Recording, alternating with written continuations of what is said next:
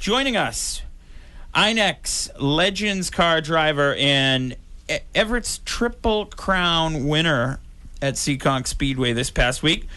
Josh Parsons joins us, driver of the 09 Legends car. Josh, welcome to the show. How are you? Doing all right. Thanks for having me. Not a problem. Let's jump right into things. We'll cover the win. I believe you had 2 wins this past weekend. We'll cover those in a few, but the question we like to ask right off the right out of the gate, how'd you catch the racing bug? All right. So it actually goes back to when I was about 3 years old, really. My cousin Bobby Grigas used to run the Wheel and Modified Tour, and being part of the family, we used to go to the racetracks, and I was lucky enough to travel around on the tour with them and go watch all the racing. And I think when I turned, maybe 3 or 4 years old, my uncle got me into pedal cars, and we ran pedal cars around the North South Shootout down there and all the little local events. And I turned 5 years old, and I asked him where my motor was, and got into quarter midgets. I really wouldn't be where I'm at right now if it wasn't for my Uncle Bob and my Auntie Pam and, of course, Bobby Grigas. Those guys made racing for me, really. They showed me what it was like, and it took off from there. Can't complain. Did quarter midgets for 7 years, and coming up on my 7th year of Legends now, and it's been a ride, a couple championships, plenty of state championships, just really all the times that we had. Josh, I see you down at Seekonk. I see your mom in the stands. I see your dad there. What's it like, having them there and they're basically your crew, right? So you do everything together. How's that work? It's really a group effort. I can't thank my mom and dad enough for all they do for me, especially even my friends. They come down and help me, and it really shows what family is really about. The ones that'll always be behind you, whether you have a bad night, a good night, they're always there watching over you, keeping sure that you keep your head in check. So just to go on that a little bit. So this past Friday night, I was there, and you were running good in practice, and all of a sudden you're backwards in the wall. Fender fell off, right? So I go over to the fence.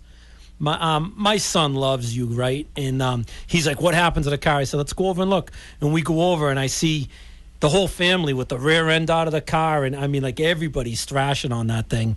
And I just sit there and say, "Man, if you didn't have those guys behind you, you wouldn't have been back out there." Oh yeah, it was pretty unfortunate on what happened. We ended up finding out that the axle broke, and I guess it's been broken for a while, and it's just something you can't really see because it's internal. But I can't thank everybody that came out and helped us. It's really having the people around us is a very big thing. Building I guess you can call it one big family, because we all have our friends at the track, and it's just they drop whatever they're doing. If maybe they're helping their son trying to get their car a little bit better, but they drop it and run over and see if we need anything. Maybe they have something that we don't that I could use for the night, and it means a lot. Nico Scola is a very big help to me. I got on with him very early in my Legend career, and he's taken me all the way. Me and him, at one point it was me and him against the world, and we knocked out a little, I think it was 13 wins in 1 year.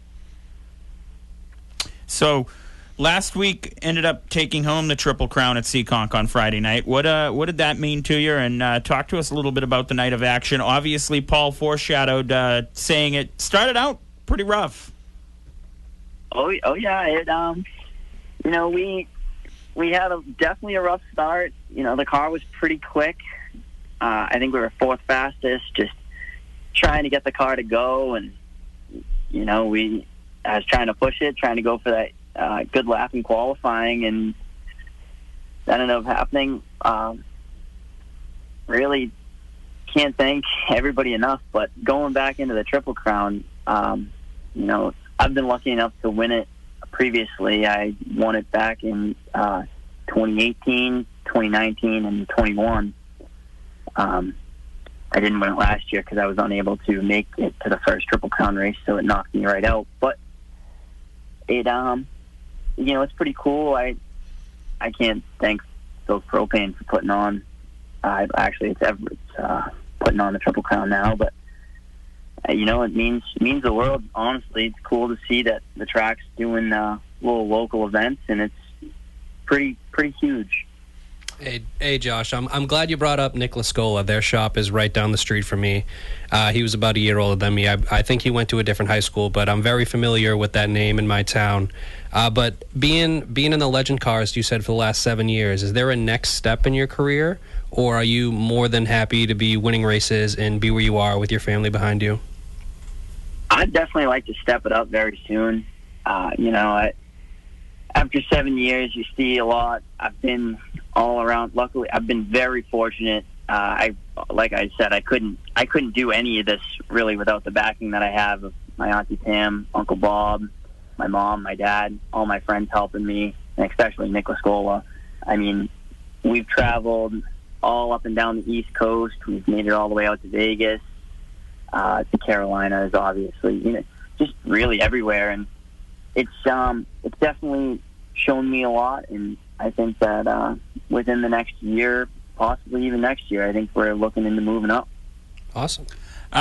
They just announced this past week that the Legends cars are going to be running up at New Hampshire Motor Speedway the first or second week of October.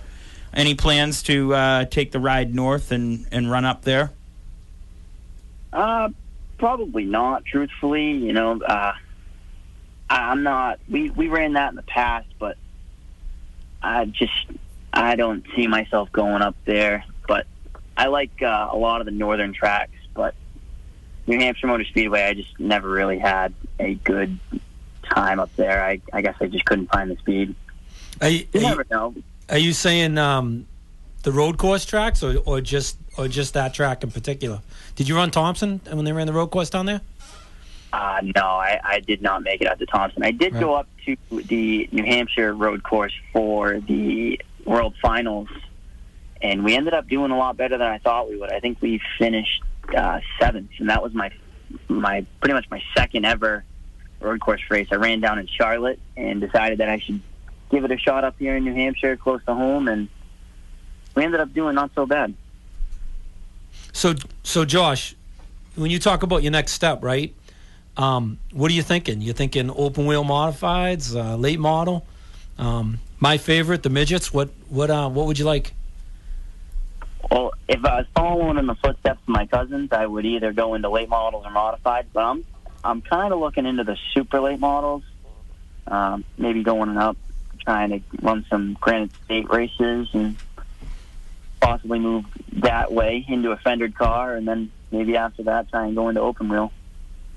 Cool. So one more final question for you, or maybe a two-part question. You obviously have thanked your family a lot, but any sponsors on the race car you want to thank? And also, people want to learn more about you. Do you have a racing page they can follow along at? Yeah, I have a racing page, Joshua Parsons Racing on Facebook.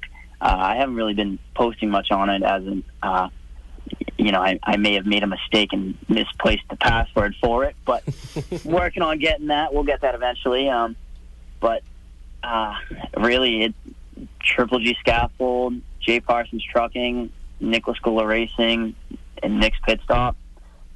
All the other sponsors are really helping me. Just honestly, endless amounts of support from everybody, even the friends and family that put in some money just to, help pay for fuel to get to the track, or fuel to fill the car for the week.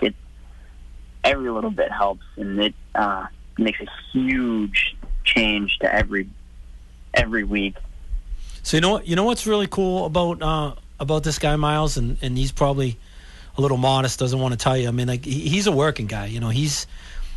I talked to him on Saturday, and he's like, "Yeah, when I get home from work, I'm going to work on the spare car to bring it racing on Sunday." And they went out one Sunday. You know what I mean? So, Josh, tell everybody like what you do for work, and like your background and that stuff. A little bit of a personal side. Yeah, we can get into that. So, when I was younger, I was working with one of my family friends, and I started framing houses. My first ever job was framing houses, making cash. And when I turned 18 and I was in high school, I was actually going to Old Colony Regional Technical. It's a tongue twister, trust me. Yeah.